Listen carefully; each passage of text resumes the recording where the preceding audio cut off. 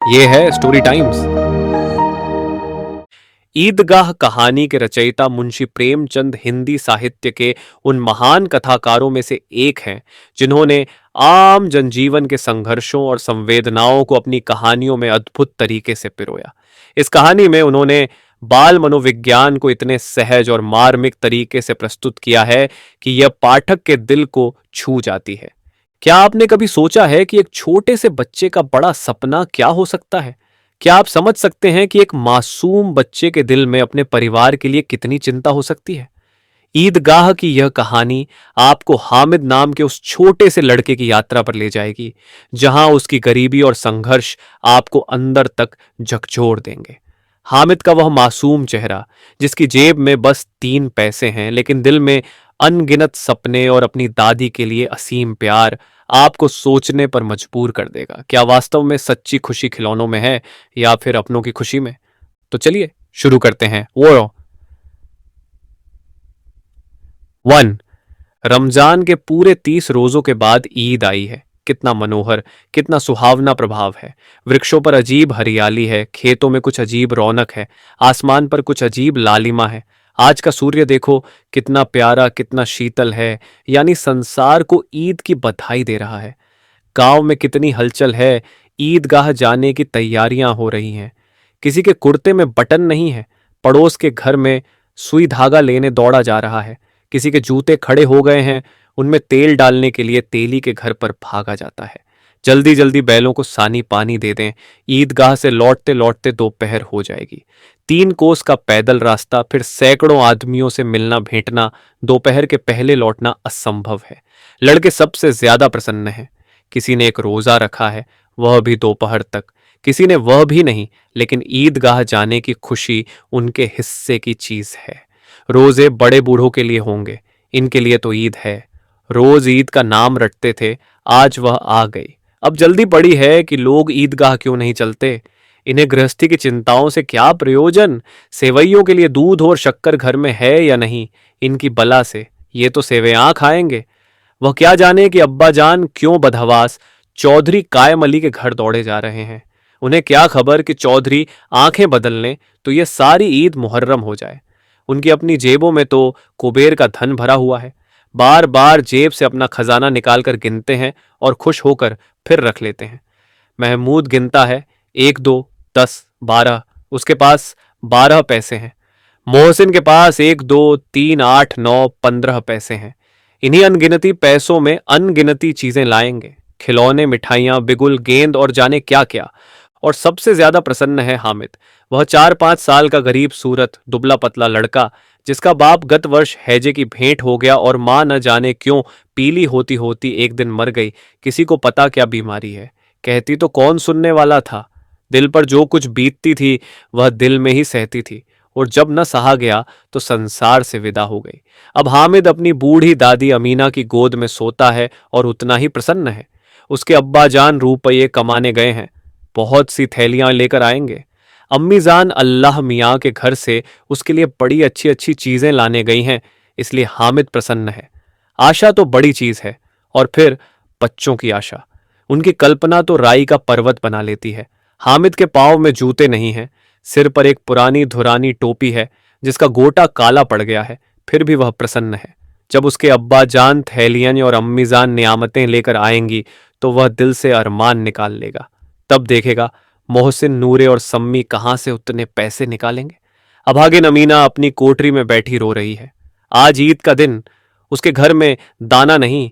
आज आबिद होता तो क्या इसी तरह ईद आती और चली जाती? इस अंधकार और निराशा में वह डूबी जा रही है। किसने बुलाया था इस निगोड़ी ईद को? इस घर में उसका काम नहीं, लेकिन हामिद, उसे किसी के मरने जीने से क्या मतलब? उसके अंदर प्रकाश है, बाहर आशा। विपत्ति अपना सारा दल बल लेकर आए, हामिद की आनंद भरी चितवन उसका विध्वंस कर देगी। हामिद भीतर जाकर दादी से कहता है, तुम डरना नहीं अम्मा, मैं सबसे पहले आऊंगा, बिल्कुल ना डरना। अमीना का दिल कचोट रहा है। गांव के बच्चे अपने अपने बाप के साथ जा रहे हैं। हामिद का बाप अमीना के सिवा और कौन है? उसे कैसे अकेले मेले जाने दें? उस भीड़ भाड़ से बच्चा कहीं खो जाए तो क्या हो? नहीं, अमीना उसे यों न जाने देगी। नन्ही सी जान, 3 कोस चलेगा कैसे? पैर में छाले पड़ जाएंगे, जूते भी तो नहीं है। वह थोड़ी थोड़ी दूर पर उसे गोद में ले लेती, लेकिन यहां सेवैया कौन पकाएगा। पैसे होते तो लौटते लौटते सब सामग्री जमा करके चटपट बना लेती। यहां तो घंटों चीजें जमा करते लगेंगे। मांगे का ही तो भरोसा ठहरा। उस दिन फहीमन के कपड़े सिले थे, 8 आने पैसे मिले थे। उस अठन्नी को ईमान की तरफ बचाती चली आती थी इसी ईद के लिए। लेकिन कल ग्वालन सिर पर सवार हो गई तो क्या करती। हामिद के लिए कुछ नहीं है तो 2 पैसे का दूध तो चाहिए ही।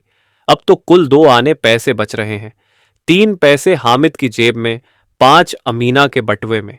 यही तो बिसात है। और ईद का त्योहार अल्लाह ही बेड़ा पार लगावे।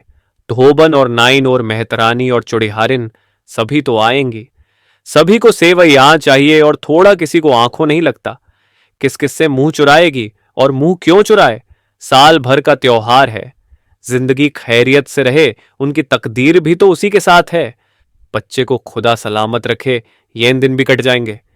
गांव से मेला चला और बच्चों के साथ हामिद भी जा रहा था।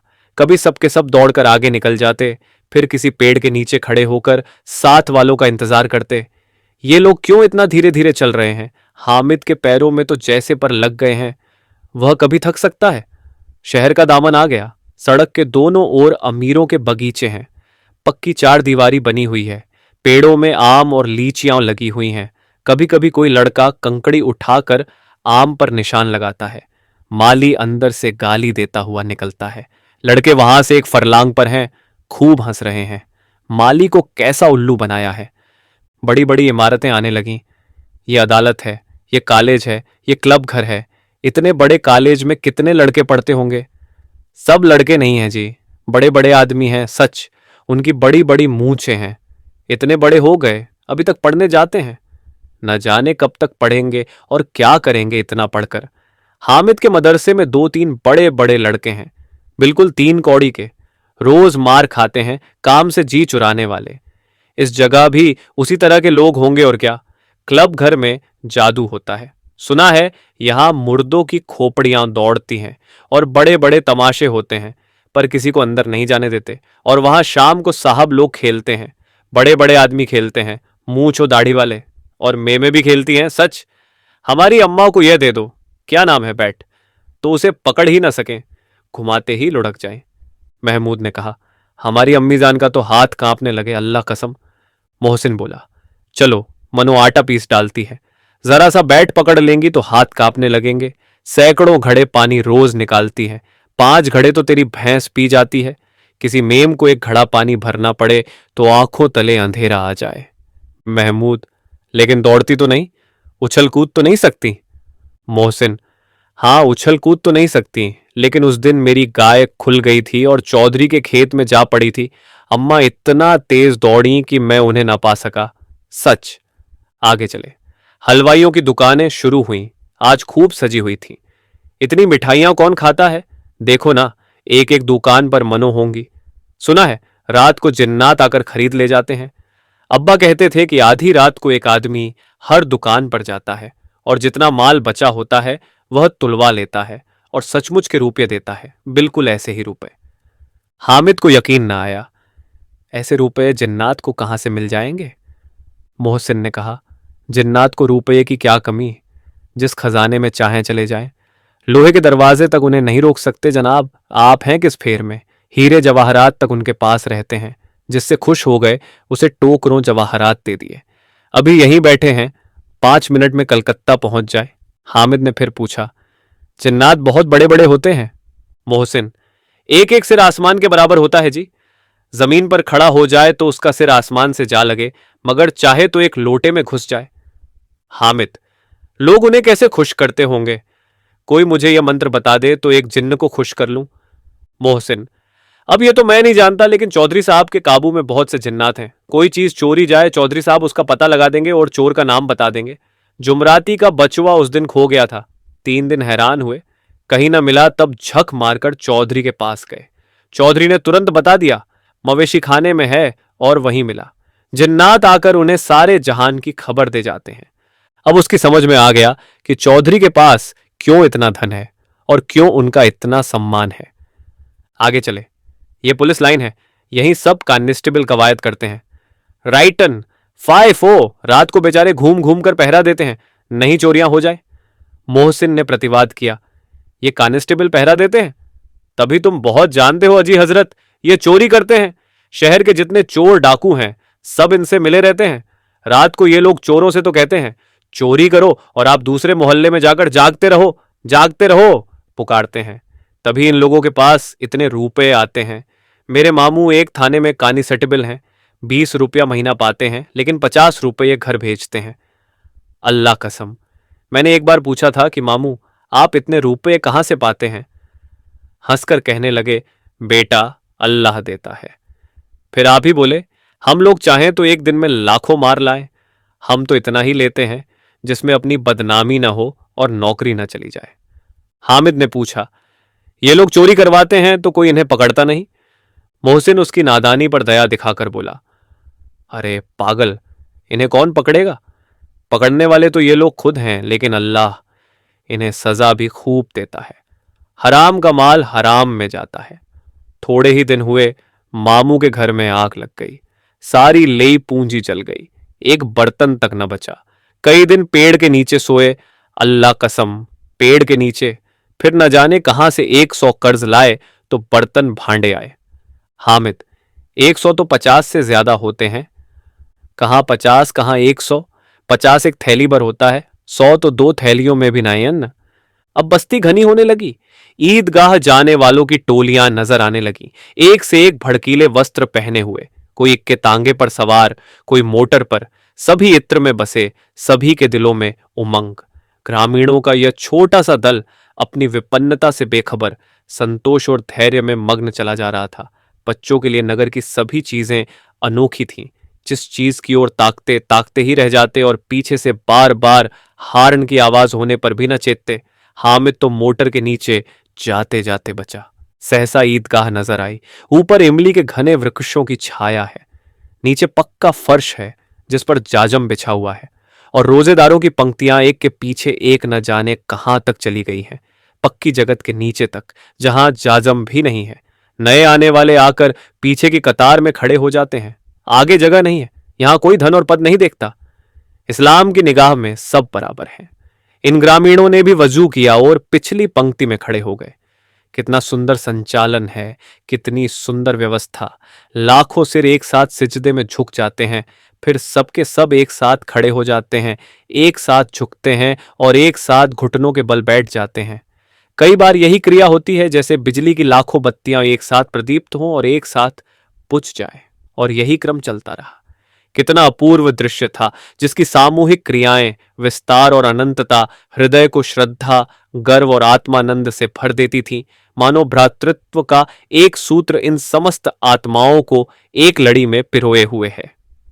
2. नमाज खत्म हो गई है, लोग आपस में गले मिल रहे हैं, तब मिठाई और खिलौने की दुकान पर धावा होता है। ग्रामीणों का यह दल इस विषय में बालकों से कम उत्साही नहीं है। ये देखो, हिंडोला है, एक पैसा देकर चढ़ जाओ। कभी आसमान पर जाते हुए मालूम होंगे, कभी जमीन पर गिरते हुए। ये चरखी है, लकड़ी के हाथी, घोड़े, ऊंट छड़ों में लटके हुए हैं। एक पैसा देकर बैठ जाओ और 25 चक्करों का मजा लो। महमूद और मोहसिन और नूरे और सम्मी इन घोड़ों और ऊंटों पर बैठते हैं। हामिद दूर खड़ा है, 3 ही पैसे तो उसके पास हैं। अपने कोष का 1/3 जरा सा चक्कर खाने के लिए नहीं दे सकता। सब चरखियों से उतरते हैं। अब खिलौने लेंगे। इधर दुकानों की कतार लगी हुई है, तरह तरह के खिलौने हैं, सिपाही और गुजरिया, राजा और वकील, भिश्ती और धोबिन और साधु। वाह, कितने सुंदर खिलौने हैं, अब बोला ही चाहते हैं। महमूद सिपाही लेता है, खाकी वर्दी और लाल पगड़ी वाला, कंधे पर बंदूक रखे हुए, मालूम होता है अभी कवायद किए चला आ रहा है। मोहसिन को भिश्ती पसंद आया, कमर झुकी हुई है, ऊपर मशक रखे हुए है, मशक का मुंह एक हाथ से पकड़े हुए है। कितना प्रसन्न है, शायद कोई गीत गा रहा है। बस मशक से पानी उड़ेलना ही चाहता है। नूरे को वकील से प्रेम है, कैसी विद्वमता है उसके मुख पर।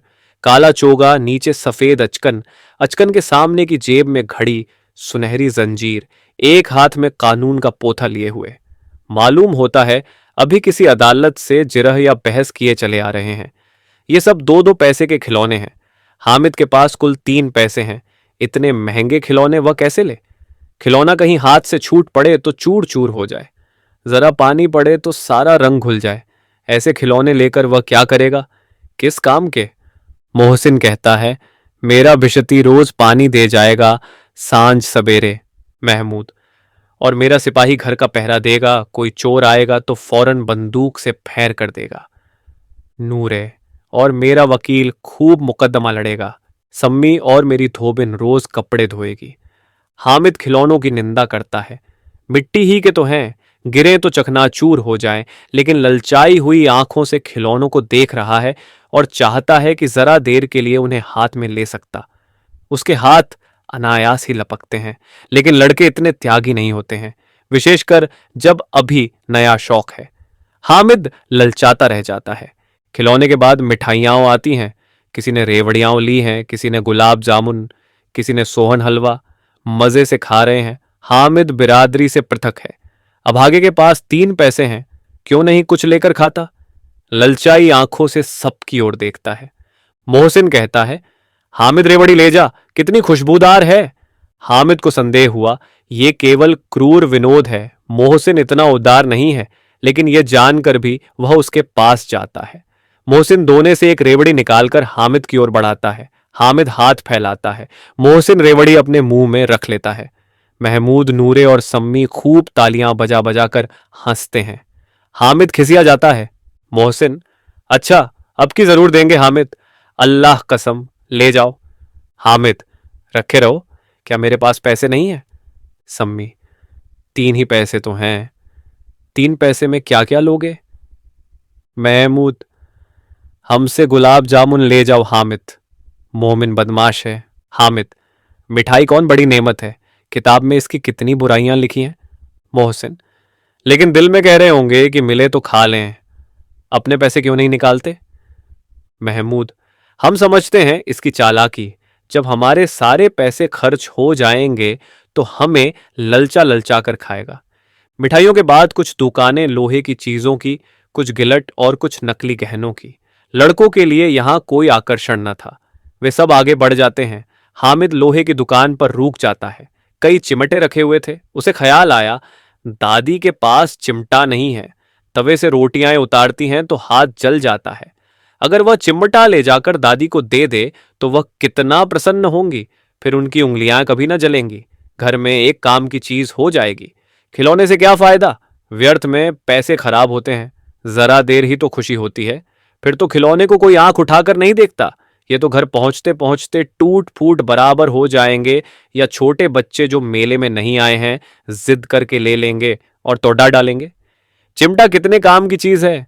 रोटियां तवे से उतार लो, चूल्हे में सेंक लो। कोई आग मांगने आए तो चटपट चूल्हे से आग निकाल कर उसे दे दो। अम्मा बेचारी को कहाँ फुर्सत है कि बाजार आए, और इतने पैसे ही कहाँ मिलते हैं, रोज हाथ जला लेती हैं। हामिद के साथ ही आगे बढ़ गए हैं। सबील पर सब के सब शरबत पी रहे हैं। देखो सब कितने लालची हैं, इतनी मिठाइयां ली, मुझे किसी ने एक भी न दी। उस पर कहते हैं, मेरे साथ खेलो, मेरा ये काम करो। अब अगर किसी ने कोई काम करने को कहा तो पूछूंगा, खाएं मिठाइयां, आप मुंह सड़ेगा, फोड़े फुंसियां निकलेंगी, आप ही जबान चटोरी हो जाएगी, तब घर से पैसे चुराएंगे और मार खाएंगे। किताब में झूठी बातें थोड़े ही लिखी हैं, मेरी जबान क्यों खराब होगी? अम्मा चिमटा देखते ही दौड़कर मेरे हाथ से ले लेंगी और कहेंगी, मेरा बच्चा अम्मा के लिए चिमटा लाया है, कितना अच्छा लड़का है। इन लोगों के खिलौने पर कौन इन्हें दुआएं देगा? बड़ों की दुआएं सीधे अल्लाह के दरबार में पहुंचती हैं और तुरंत सुनी जाती हैं। मेरे पास पैसे नहीं हैं, तभी तो मोहसिन और महमूद यो मिजाज दिखाते हैं। मैं भी इनसे मिजाज दिखाऊंगा। खेलें खिलौने और खाएं मिठाइयाँ, मैं नहीं खेलता खिलौने, किसी का मिजाज क्यों सहूं? मैं गरीब सही, किसी से कुछ मांगने तो नहीं जाता। आखिर अब्बा जान कभी ना कभी आएंगे, अम्मा भी आएंगी ही। फिर इन लोगों से पूछूंगा, कितने खिलौने लोगे? एक एक को टोकरियों खिलौने दूं और दिखा दूं कि दोस्तों के साथ इस तरह का सलूक किया जाता है। ये नहीं कि एक पैसे की रेवड़ियां ली तो चिढ़ा चिढ़ा कर खाने लगे। सबके सब खूब हंसेंगे कि हामिद ने चिमटा लिया है। हंसे मेरी बला से। उसने दुकानदार से पूछा, यह चिमटा कितने का है? दुकानदार ने उसकी ओर देखा और कोई आदमी साथ न देखकर कहा, तुम्हारे काम का नहीं है जी। बिकाऊ है कि नहीं? बिकाऊ क्यों नहीं है और यहां क्यों लाद लाए हैं? तो बताते क्यों नहीं, कै पैसे का है? छू, पैसे लगेंगे। हामिद का दिल बैठ गया। ठीक ठीक 5 पैसे लगेंगे, लेना हो लो, नहीं चलते बनो। हामिद ने कलेजा मजबूत करके कहा, 3 पैसे लोगे? ये कहता हुआ वह आगे बढ़ गया कि दुकानदार की घुड़कियां न सुने, लेकिन दुकानदार ने घुड़कियां नहीं दी, बुलाकर चिमटा दे दिया। हामिद ने उसे इस तरह कंधे पर रखा मानो बंदूक है और शान से अकड़ता हुआ संगियों के पास आया। जरा सुने सबके सब क्या क्या आलोचनाएं करते हैं। मोहसिन ने हंसकर कहा, यह चिमटा क्यों लाया पगले, इसे क्या करेगा? हामिद ने चिमटे को जमीन पर पटक कर कहा, जरा अपना भिश्ती जमीन पर गिरा दो, सारी पसलियां चूर चूर हो जाएं बच्चों की। महमूद बोला, तो यह चिमटा कोई खिलौना है? हामिद, खिलौना क्यों नहीं है? अभी कंधे पर रखा बंदूक हो गई, हाथ में ले लिया फकीरों का चिमटा हो गया। चाहूं तो इससे मजीरे का काम ले सकता हूं। एक चिमटा जमा दूं तो तुम लोगों के सारे खिलौनों की जान निकल जाए। तुम्हारे खिलौने कितना ही जोर लगाए, मेरे चिमटे का बाल भी बांव का नहीं कर सकते। मेरा बहादुर शेर है चिमटा। सम्मी ने खंजरी ली थी, प्रभावित होकर बोला, मेरी खंजरी से बदलोगे? 2 आने की है। हामिद ने खंजरी की ओर उपेक्षा से देखा। मेरा चिमटा चाहे तो तुम्हारी खंजरी का पेट फाड़ डाले। बस एक चमड़े की झिल्ली लगा दी, ढप ढप बोलने लगी, जरा सा पानी लग जाए तो खत्म हो जाए। मेरा बहादुर चिमटा आग में, पानी में, आंधी में, तूफान में बराबर डटा खड़ा रहेगा। चिमटे ने सभी को मोहित कर लिया। अब पैसे किसके पास धरे हैं? फिर मेले से दूर निकल आए हैं। 9 कब के बज गए, धूप तेज हो रही है, घर पहुंचने की जल्दी हो रही है। बाप से जिद भी करें तो चिमटा नहीं मिल सकता। हामिद है बड़ा चालाक, इसीलिए बदमाश ने अपने पैसे बचा रखे थे। अब बालकों के 2 दल हो गए हैं। मोहसिन, महमूद, सम्मी और नूरे एक तरफ हैं, हामिद अकेला दूसरी तरफ। शास्त्रार्थ हो रहा है, सम्मी तो विधर्मी हो गया, दूसरे पक्ष से जा मिला। लेकिन मोहसिन, महमूद और नूरे भी हामिद से एक एक 2-2 साल बड़े होने पर भी हामिद के आघातों से आतंकित हो उठे हैं। उसके पास न्याय का बल है और नीति की शक्ति।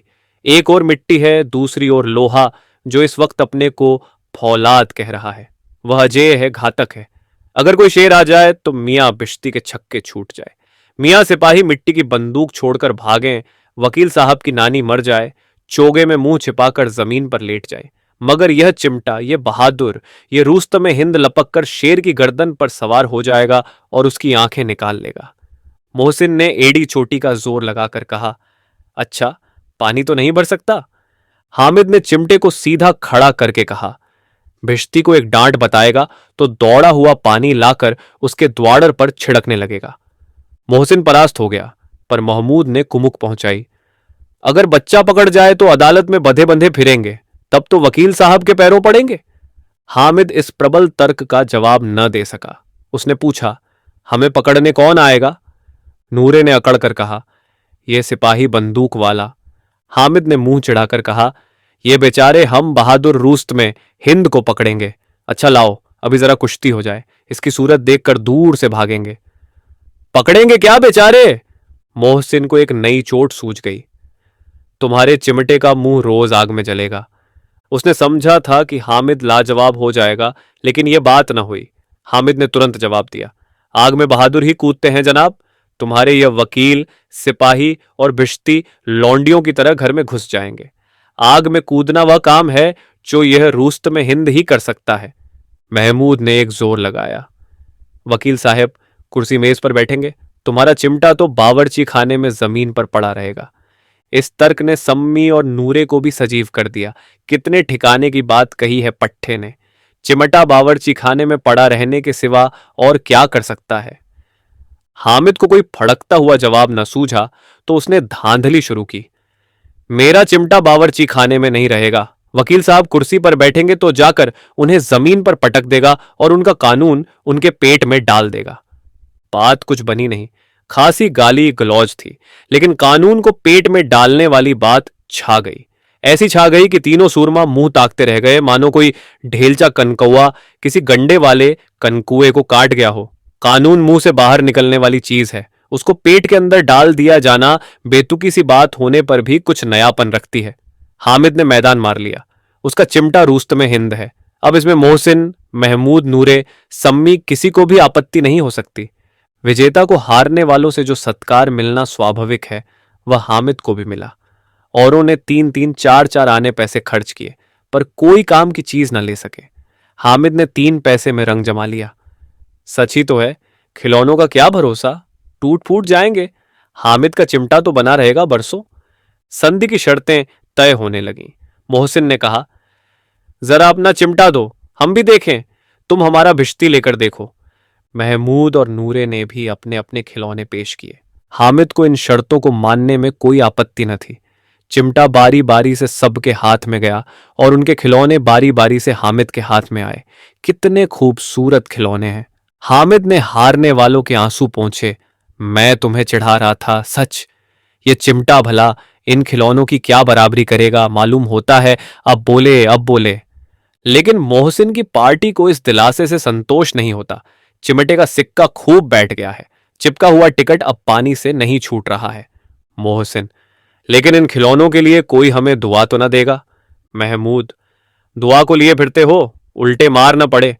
अम्मा जरूर कहेंगी कि मेले में यही मिट्टी के खिलौने मिले। हामिद को स्वीकार करना पड़ा कि खिलौनों को देखकर किसी की मां इतनी खुश न होंगी जितनी दादी चिमटे को देखकर होंगी।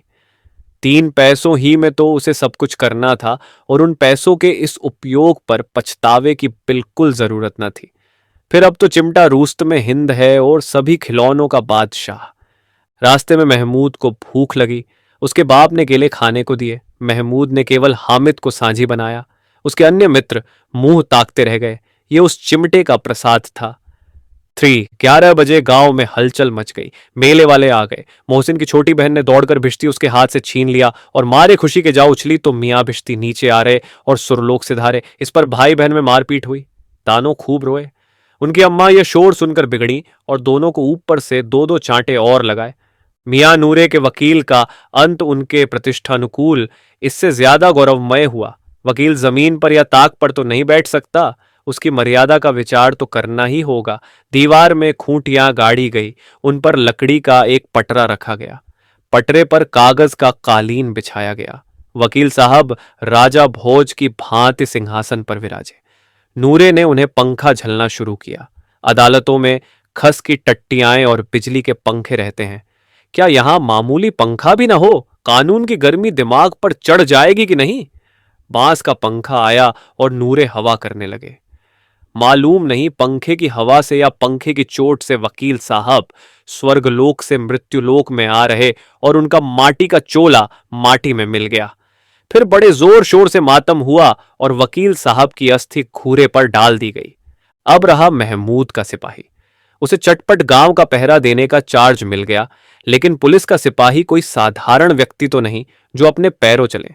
वह पालकी पर चलेगा। एक टोकरी आई, उसमें कुछ लाल रंग के फटे पुराने चिथड़े बिछाए गए जिसमें सिपाही साहब आराम से लेटे। नूरे ने यह टोकरी उठाई और अपने द्वार का चक्कर लगाने लगे। उनके दोनों छोटे भाई सिपाही की तरह छोने वाले जागते लहो पुकारते चलते हैं, मगर रात तो अंधेरी ही होनी चाहिए। महमूद को ठोकर लग जाती है। टोकरी उसके हाथ से छूट कर गिर पड़ती है और मियाँ सिपाही अपनी बंदूक लिए जमीन पर आ जाते हैं और उनकी एक टांग में विकार आ जाता है। महमूद को आज झात हुआ कि वह अच्छा डॉक्टर है। उसको ऐसा मरहम मिला गया है जिससे वह टूटी टांग को आनन फानन जोड़ सकता है। केवल गूलर का दूध चाहिए। कूलर का दूध आता है, टांग जवाब दे देती है। शल्य क्रिया असफल हुई तब उसकी दूसरी टांग भी तोड़ दी जाती है। अब कम से कम एक जगह आराम से बैठ तो सकता है। एक टांग से तो न चल सकता था न बैठ सकता था। अब वह सिपाही सन्यासी हो गया है। अपनी जगह पर बैठा बैठा पहरा देता है। कभी कभी देवता भी बन जाता है। उसके सिर का झालरदार साफा खुरच दिया गया है। अब उसका जितना रूपांतर चाहो कर सकते हो। कभी कभी तो उससे बाट का काम भी लिया जाता है।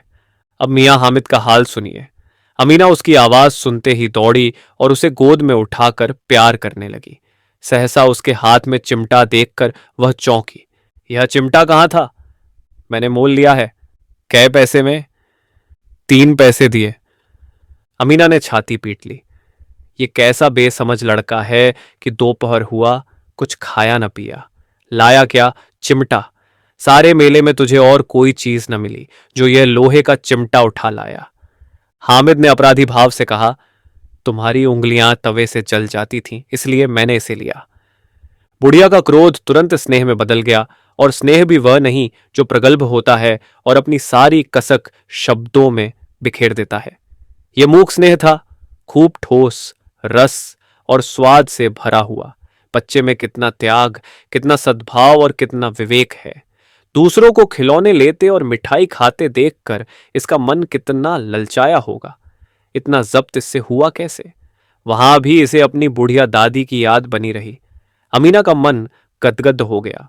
और अब एक बड़ी विचित्र बात हुई, हामिद के इस चिमट्टे से भी विचित्र। बच्चे हामिद ने बूढ़े हामिद का पार्ट खेला था। बुढ़िया अमीना बालिका अमीना बन गई। वह रोने लगी, दामन फैलाकर हामिद को दुआएं देती जाती थी और आंसू की बड़ी बड़ी बूंदें गिराती जाती थीं। हामिद इसका रहस्य क्या समझता? आशा करते हैं कि यह कहानी आपको बहुत पसंद आई होगी। ऐसी और कहानियां सुनने के लिए जुड़े रहिए हमारे चैनल स्टोरी टाइम्स के साथ। धन्यवाद।